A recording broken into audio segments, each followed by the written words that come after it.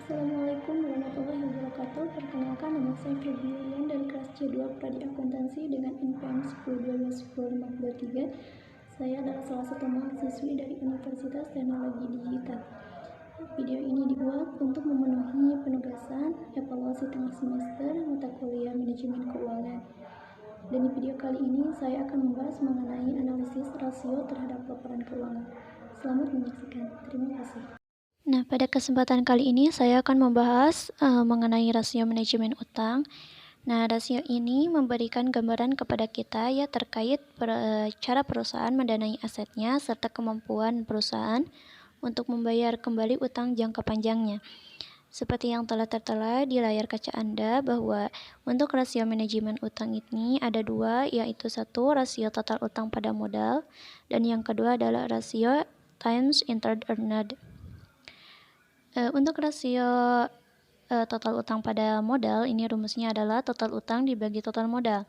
Nah, total modal ini bukan hanya sekadar ekuitas ya, melainkan adalah jumlah atau akumulasi dari penjumlahan total utang ditambah ekuitas.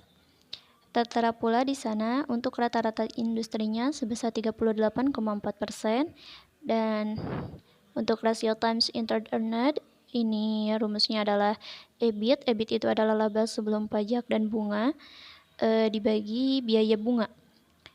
Juga tertera di sana rata-rata industrinya sebesar 6,0% ya.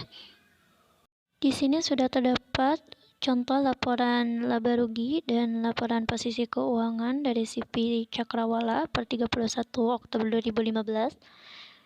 Seperti yang telah saya kemukakan di awal bahwa untuk menghitung rasio total utang pada modal itu kita memerlukan data total utang dan total modal. Nah, data yang kita butuhkan telah saya beri tanda, maka langsung saja diketahui total utang dari CP Cakrawala sebesar 61.000 dan tadi sudah saya bahas bahwa total modal ini bukan hanya sekedar total ekuitas melainkan penjumlahan atau akumulasi dari total utang ditambah ekuitas ya.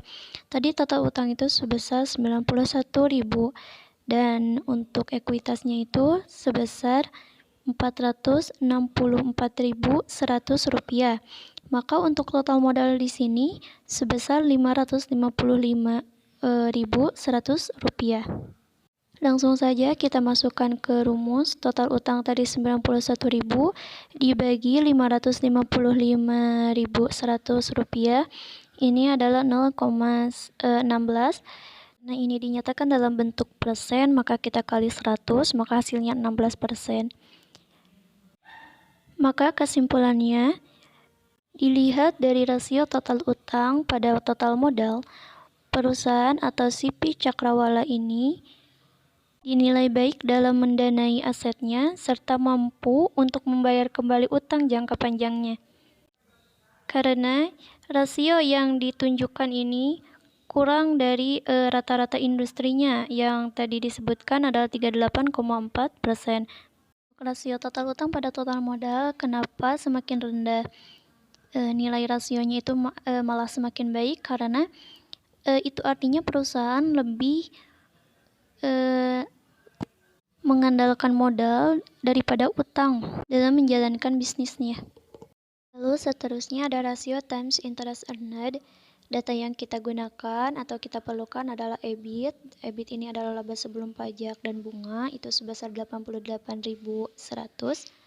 Dan biaya bunga karena di CP Cakrawalanya tidak dicantumkan atau tidak ada ya biaya bunganya, maka untuk biaya bunga itu sebesar Rp0.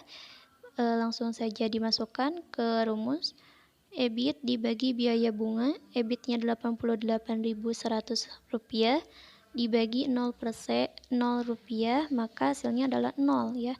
Nah, maka nilai rasio 0% ini menunjukkan bahwa laba sebelum bunga dan pajak yang diperoleh CP Cakrawala dapat digunakan untuk membiayai bunganya sebanyak 0 kali.